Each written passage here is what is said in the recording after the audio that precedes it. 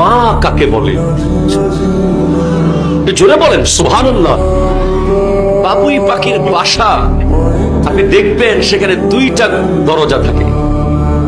একটা দরজা উপর দিয়ে নিচের দিকে, আর একটা সোজা দরজা।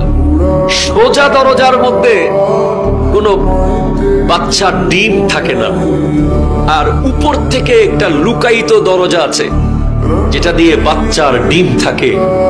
দুইটা কামরা বানায় ওই ছোট্ট বাবুই পাখি। জিজ্ঞেস করলাম, দুইটা কামরা কেন বানিয়েছো? সে উত্তর দেবে, কারণ আমার বাচ্চা সেফটির জন্য।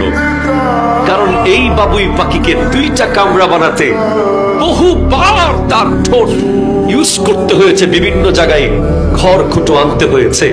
ছোট্ট পাখিটা কত হাজার বার উড়ে গিয়েছে, কত হাজার বার খড়কুটো এনেছে মুখে করে, শুধু এই বাসাটা বানানোর জন্য।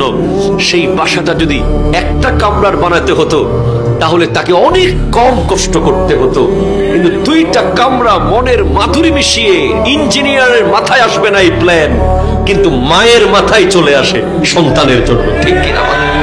আরো জোরে বলেন ঠিক কিনা?